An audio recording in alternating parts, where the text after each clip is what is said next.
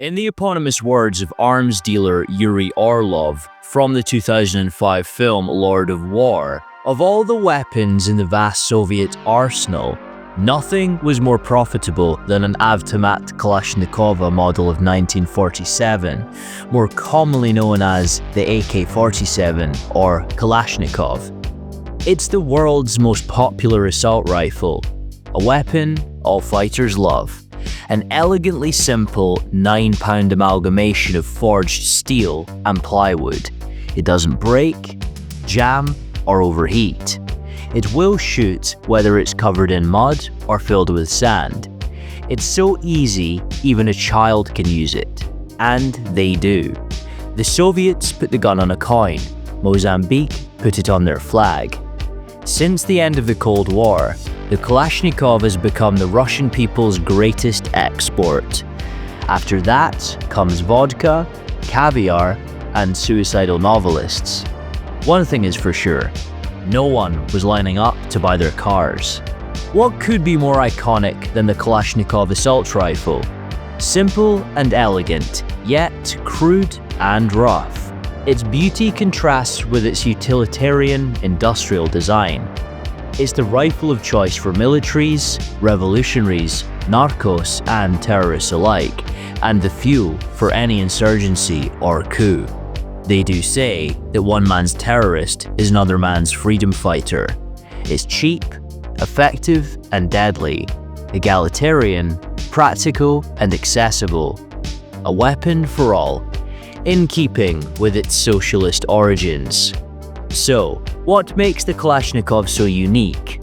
Why is the 75-year-old gun still exceedingly popular, and will there ever be a contender to usurp its reign as the world's most popular assault rifle? The AK is a marvel of communist engineering, and its origin story starts in Soviet Russia in the aftermath of World War II. The rifle's development was born from an era of rapid technological progress, where a Soviet soldier earned his valor and his legend was born on the battlefield amidst the destruction. The Soviet Union loved their war heroes. The AK-47, or to give it its authentic moniker Avtomat Kalashnikova, meaning Kalashnikov's automatic rifle, is an assault rifle chambered for the 7.62 x 39mm cartridge. It was developed in the Soviet Union by the eponymous Russian small arms designer Mikhail Kalashnikov. It is the source of the AK pattern family of rifles and is the world's first commercial, mass-adopted assault rifle by any military.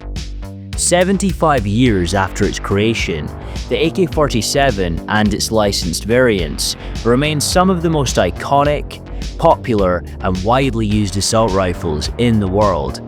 It owes its global popularity to its reliability under harsh conditions, low production cost compared to contemporary rifles, availability in almost every geographic region, and ease of use.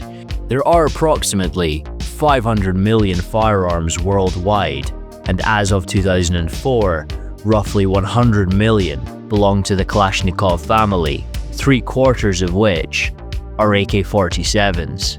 Mikhail Kalashnikov was a tanker in the Red Army and began his career as a weapons designer in 1941 while recovering from a shoulder wound he sustained during the Battle of Bryansk. He stated, "I was in the hospital, and a soldier in the bed beside me asked, 'Why do our soldiers have only one rifle for 2 or 3 of our men, when the Germans have automatics?' So I designed one. I was a soldier, and I created a machine gun for a soldier. It was called an Avtomat Kalashnikova, the automatic weapon of Kalashnikov AK, and it carried the year of its first manufacture, 1947. He wanted to tackle his fellow soldiers' weapons woes with a simplistic, functional, reliable approach. His early design blueprints caught the attention of Soviet officials, and Kalashnikov became part of a small arms development group for the Red Army. The Soviets were industrious and were not afraid to take influence from others' creations, even if they were their mortal enemy. During World War II, the Sturmgewehr 44 rifle used by the Wehrmacht widely believed to be the world's first assault rifle, made a significant impression on the Soviets, providing the framework of the AK and the viability of shooting a mid-power cartridge. It gave the AK the gas system for Kalashnikov's design. Between captured arsenals, Nazi and Allied alike, and many Russian prototypes, the AK we all know and love began to form. Kalashnikov observed, "A lot of Russian army soldiers ask me how one can become a constructor and how new weaponry is designed. These are very difficult questions. Each designer seems to have his own paths, his own successes and failures. But one thing is clear, before attempting to create something new, it is vital to have a good appreciation of everything that already exists in this field. I myself have had many experiences confirming this to be so." However, it was not without resistance.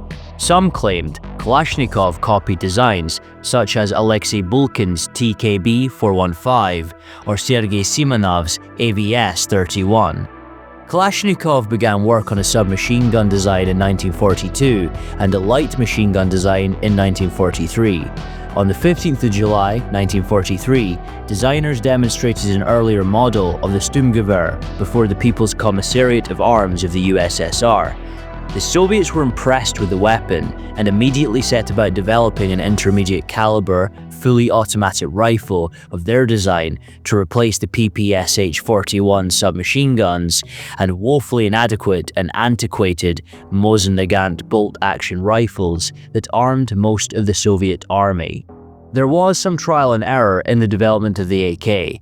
In 1944, he entered the competition with a new 7.62 x 39mm semi-automatic, gas-operated long-stroke piston carbine, strongly influenced by the American M1 Garand. The rifle was in the same class as the SKLS-45 carbine, with a fixed magazine and gas tube above the barrel. However, he lost to a Simonov design. All was not lost, as design work began on the AK-47 in 1945. In 1946, the Soviets initiated a new design competition to develop a new rifle. Kalashnikov submitted a gas-operated rifle with a short-stroke gas piston above the barrel, a breech block mechanism similar to his 1944 carbine, and a curved 30-round magazine. Kalashnikov's rifles, the AK-1 with a milled receiver and the AK-2 with a stamped receiver, proved their worth as dependable weapons.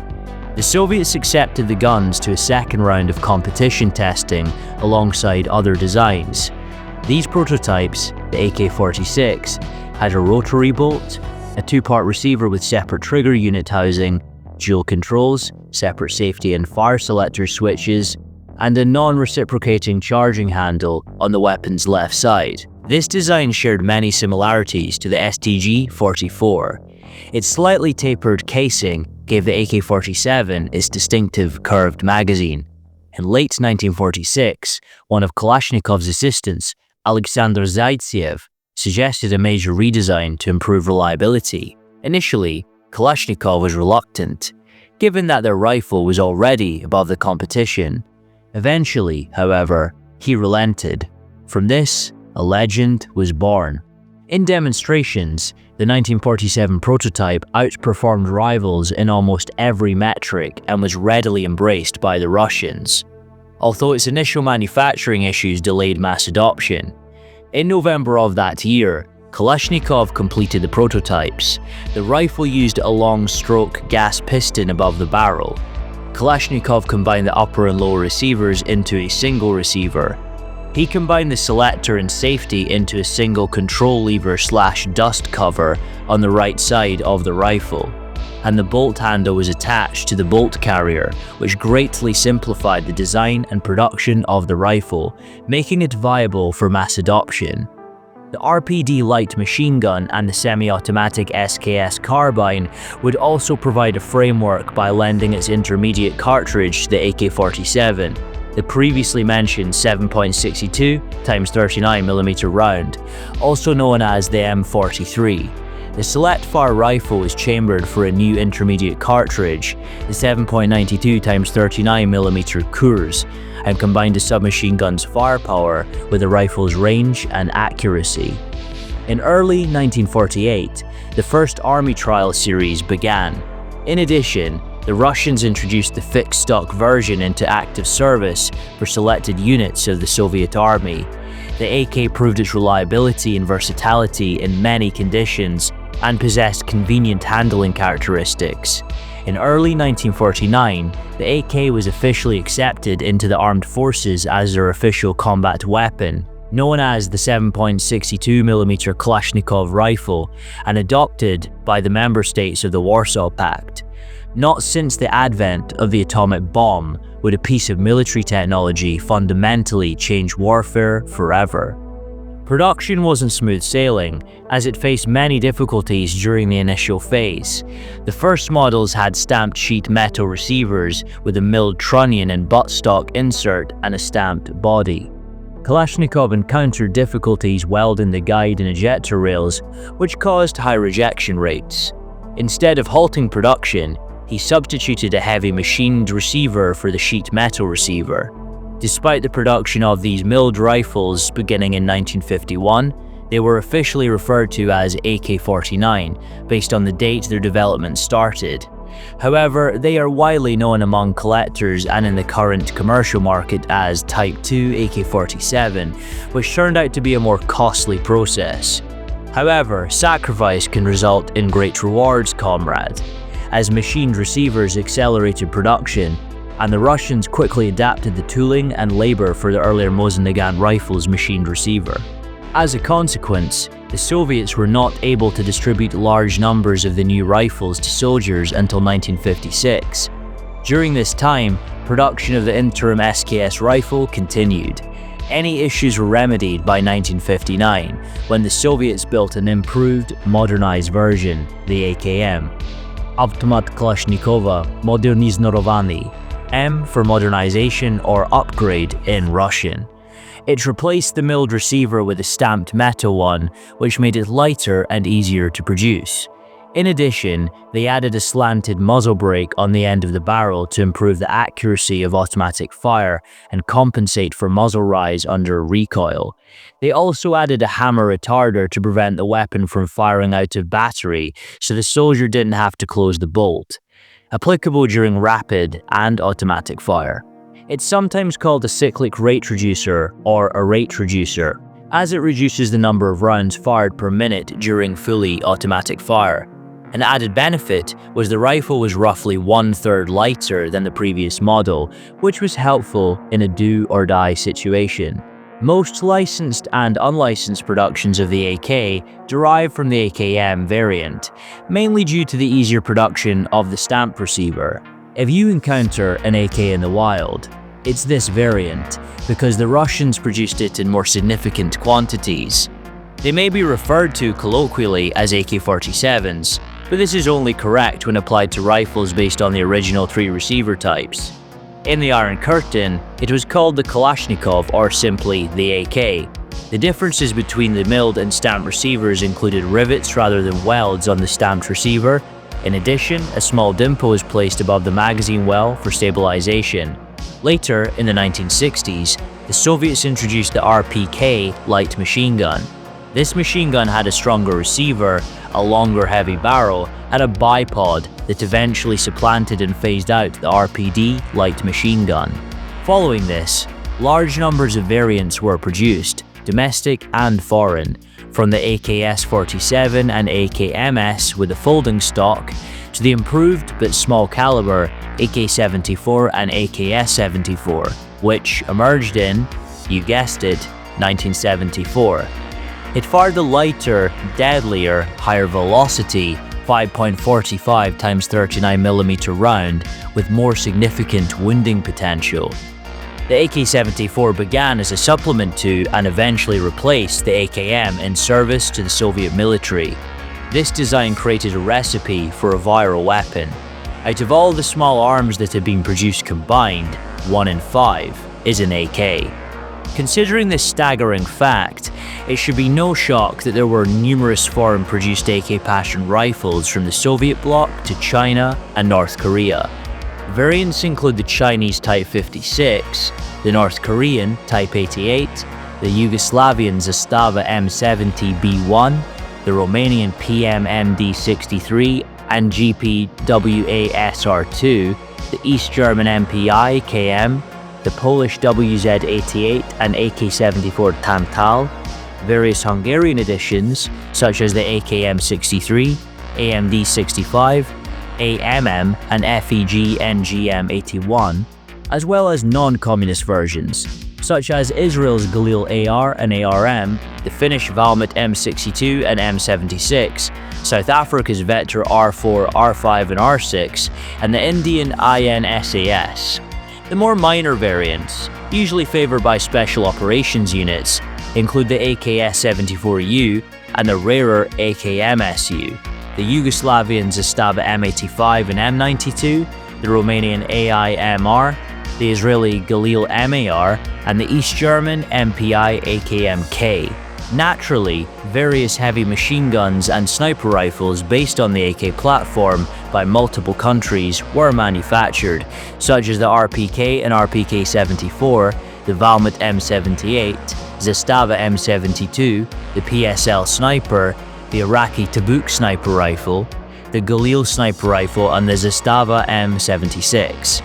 Some platforms were heavily influenced by the AK, but not strictly derived from it, such as the Czech SA-VZ58P, the Russian SVD Dragunov Sniper Rifle, the Chinese NDM-86 Sniper Rifle, and the bizarre-looking but covert Spetsnaz KGB favorite, the VSS Vintiares. It should come as no surprise to anyone that art imitates life, and the AK-47 is as popular in mainstream media as it is in real life. It's so iconic that every AK, regardless of variant, is generically labeled as the AK-47 due to a lack of enforcement of licensing rights, especially in video games. Only a few utilized caution, such as GoldenEye 007's KF-7 Soviet or the CV-47 in the early iterations of the Counter-Strike series. These digital depictions of the rifle vary in realism, but there's no mistaking the familiar characteristics of the Kalashnikov. Often, a weapon will create associations in our minds and forge an identity regarding those powers who wield it. In the case of the AK, it was baptized in blood through extensive use by the Second World in the backdrop of the Cold War. In this setting, the Kalashnikov rifle has come to symbolize the rivalry, defiance, and power of those who would challenge the dominance of the West. It's seen as the foil to the American M16 and the weapon of choice for bad guys in popular media in any recent conflict, to the point that in some video games, such as Counter-Strike, it's only available to the terrorist faction, contrasting the counter-terrorist M4 rifle. We often associate guns with certain stereotypes, which gives them an affinity with specific ideas, which lends itself to them taking on a personality of their own. Nowhere is this more ubiquitous than with the AK.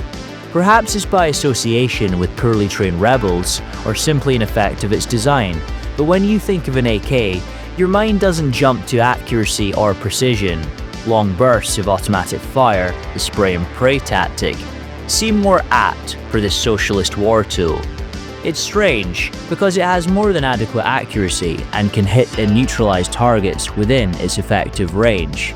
However, the AK doesn't feel like a marksman's rifle. The weapon is well suited to sustained fire. Its rate of fire is relatively moderate, and while recoil is present, it's still possible to rest the AK onto a closer range target and line up the shot. It's not elegant, but it doesn't need to be. It's not fantastic for conserving ammo, but it gets the job done. Ultimately, you've got 30 chances to land a kill shot, even if it's not what you were aiming at. It's not enough to sustain high rates of automatic fire. An assault rifle must have the ability to be put through the ringer, pumping out round after round without any stoppages or jams. Luckily, that's the AK's bread and butter. The AK's reliability has proven it can survive an apocalyptic beating, and due to its simplicity, what could go wrong that isn't overcomable in a firefight? That trait doesn't transfer well to films, TV, and video games. Malfunctions are seldom depicted in video games, as firearm maintenance isn't particularly thrilling to watch or gripping to play, much less experiencing a feed failure in a battle, which would prove infuriating at best. Some video games depict this, most notably Far Cry 2. Looted weapons from deceased enemies tend to be less reliable than guns purchased from the vendor. Weapons condition is also a factor in many RPGs. In Fallout 3, a poorly maintained weapon only affects the damage dealt out, as opposed to any interruption to combat. The reliability and simplicity give the weapon much of its charm. There may be higher tech options, but that is rendered useless in a harsh environment if they cannot fire because of some sand. It seems sacrilegious to attach anything to the AK platform. Tinkering with its simplicity undermines its purity and the design principles of Kalashnikov. Some games let you customize your AK-47 with various attachments, such as optics, suppressors, and gauche paint jobs. Call of Duty 4 Modern Warfare has the right idea. Anything more than iron sights would be excessive and harm the AK's long-range damage. That's the essence of the Kalashnikov rifle. Less is more. Just because you can, doesn't mean you should. Naturally, this doesn't apply if you're a tin pot dictator from a banana republic, as you can generally do whatever you please. This extends to having your favorite assault weapon gold-plated. Such weapons are usually ornamental and not suited to the rigors of war. They are a statement, a vulgar display of excess and power. Despite this, some video games feature golden guns. They usually represent the pinnacle of accomplishment, a reward for completionists, while in reality, they represent an absence of good taste. The AK-47 is the elite, from military dictators with a penchant for gold plating to engraved museum pieces commissioned by drug lords, or a rusty relic from the Cold War, facilitating a change in government, as bullets change governments far more than votes. The AK is everyone's favorite assault rifle. It truly is a great equalizer, irrespective of wealth or status, true to its socialist origins. Sure, it's not the most accurate gun, or the most elegant or sophisticated, but it simply doesn't need to be. It's good enough, and that's fine. It excels where it needs to, on the battlefield. It's functional and reliable. Stoppages are rare. They can operate in adverse conditions, and if any faults occur, it's nothing that a hammer and a welder can't fix. It's simple to use. You don't need to read the manual. The Kalashnikov is point and shoot. It's so simple, a child can use it. In many parts of the world, they often do, to deadly effect. It's cheap, easy to manufacture, and even easier to procure. If you want to arm an insurrection on a budget, the AK-47 is your best bet. It's an old weapon, but old habits die hard. And who says you can't teach an old dog new tricks? At the end of World War II, it was state-of-the-art and paved the way for the assault rifle to dominate the battlefields of the 20th century. Where does that leave it today? It may not be as high-tech as some of its rivals, but it's no less deadly, and with over 100 million rifles in circulation, it is unlikely to be dethroned as the king of the low-cost, highly scalable weapon of war anytime soon. Being a veteran of virtually every major conflict since World War II, it's the real weapon of mass destruction.